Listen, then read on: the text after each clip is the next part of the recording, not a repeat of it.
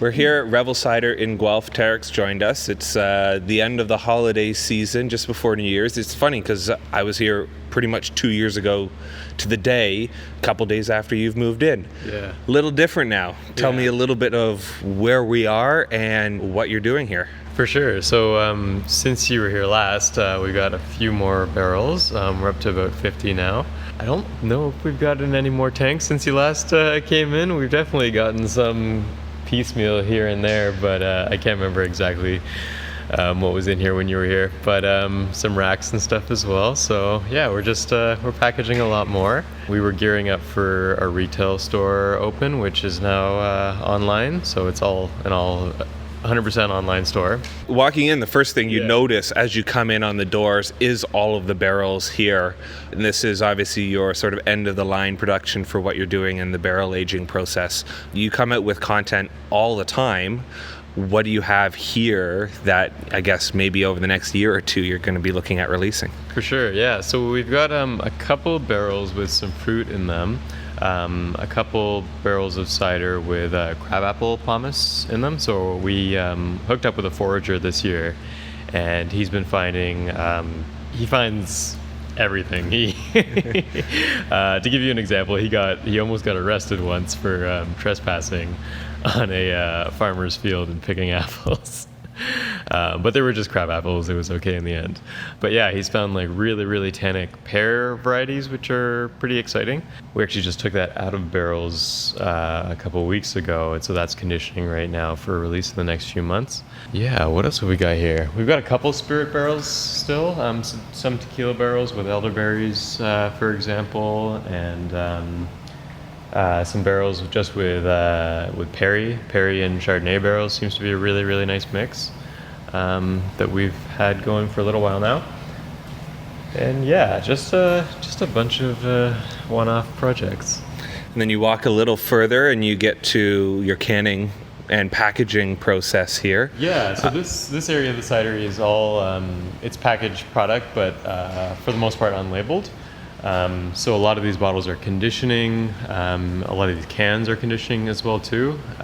We don't have a bright tank big enough to force carbonate large batches. So when we do packaging runs that are larger, we just condition them 100%. And we find that definitely gives you a better carbonation mouthfeel kind of thing, smaller bubbles. People talk about that all the time.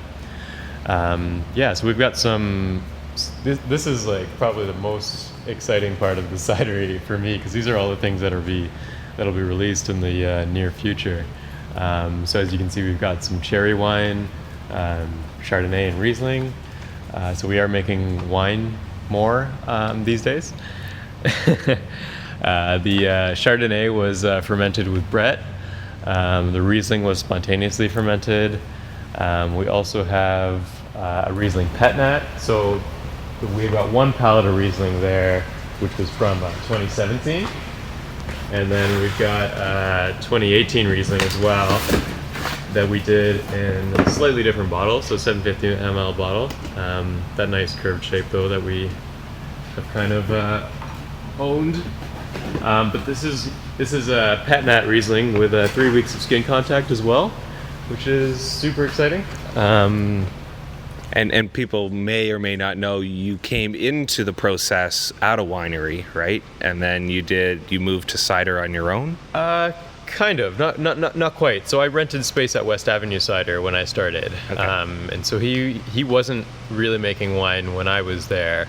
But yeah, got into making cider there, and kind of his style when I was there was a little bit more just clean and traditional. He's gotten into some of the more funky stuff as years have gone by, but so I learned how to make filtered cider that was back sweetened by looking over their shoulders.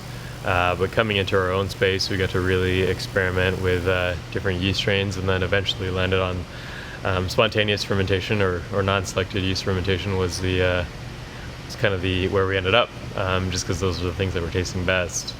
Yeah. And then making wine. We've been making wine for the last few years, for sure. Like even when I was at West Avenue, I would make a couple barrels of Riesling every year. We would always blend those into cider. So like Oud Blanc, which we've released kind of yearly for the last couple of years. It's Riesling, Perry, and cider blend. But this year we just said, heck, why not? Let's do some wine too. So.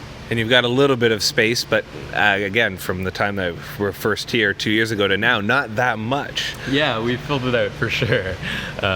It's definitely exciting to have a lot of projects on the go, and to just being able to do a bunch of small lot stuff.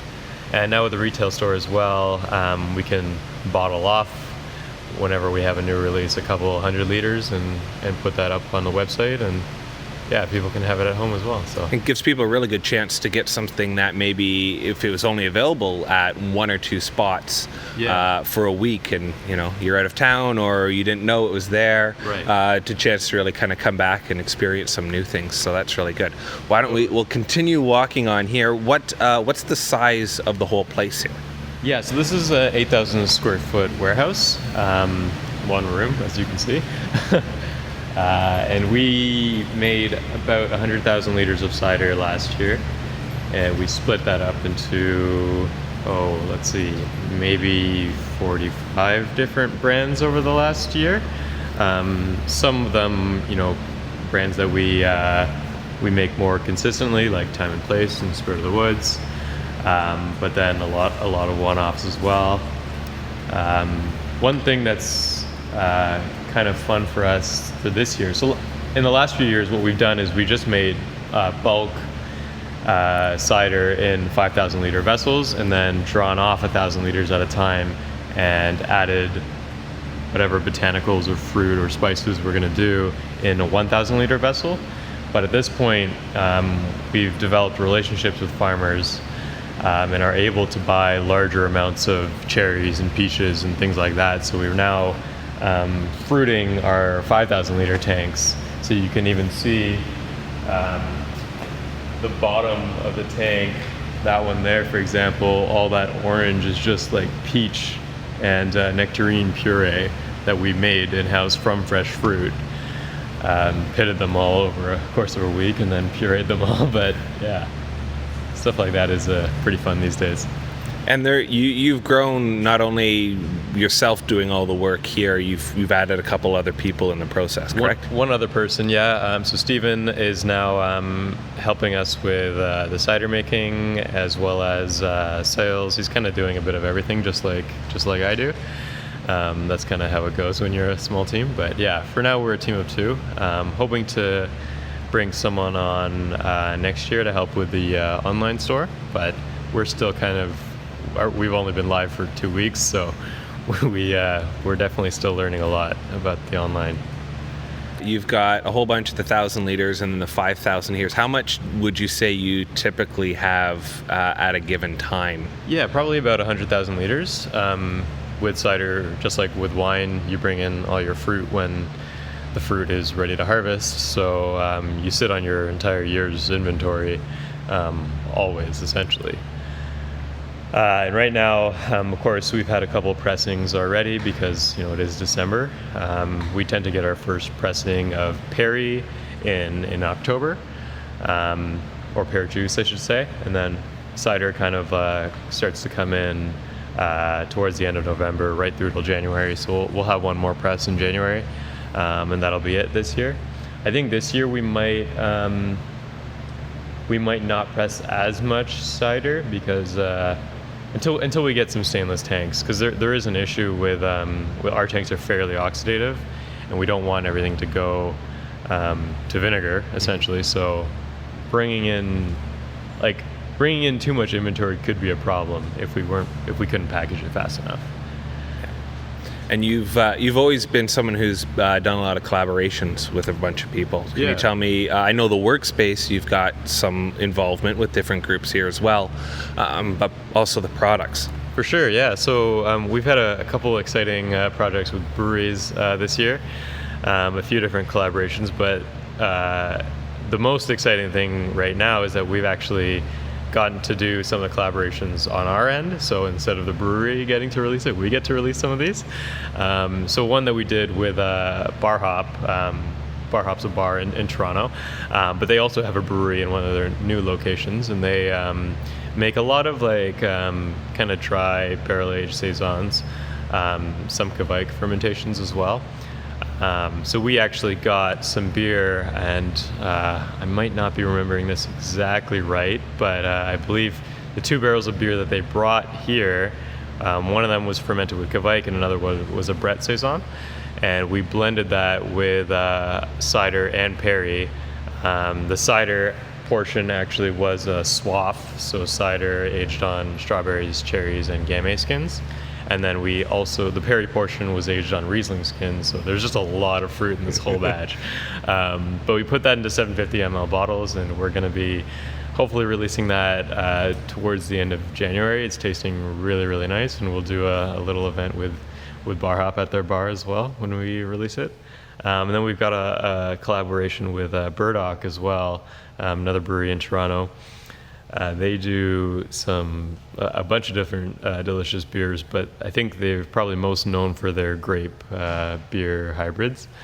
But what we did actually was they had a beer that they made kind of in collaboration with their chef in-house, so they fermented it with a sourdough starter, and so the beer itself had some cool kind of bready aromatics, but they didn't really know what to do with that. So I went down and we tried the beer in their barrel warehouse, and then they brought the beer up here and we blended it with Time and Place, our cider that we aged on crabapple pomace. And just like the addition of the apple acidity and very light tannin with the beer that of course was barrel aged, so had tannin on its own as well, has kind of given us like a real nice crusher. We'll also put that into 750 ml bottles, and Burdock will do a label for it, but we'll release it. And so those are probably 2 of the most exciting collaborations that we have on the go here. We're trying to get something going with Rosewood as well. We've got a lot of Rosewood Winery in Niagara.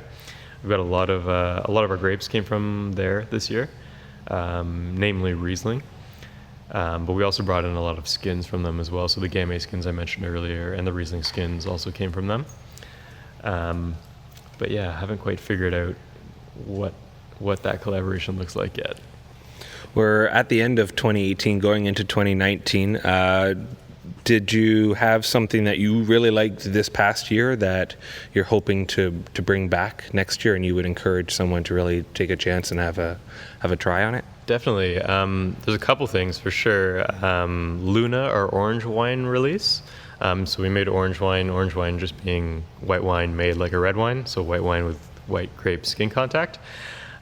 We also put crab apples into our orange wine, which I thought was a nice addition for a cidery to do. If a cidery is going to make wine, why not?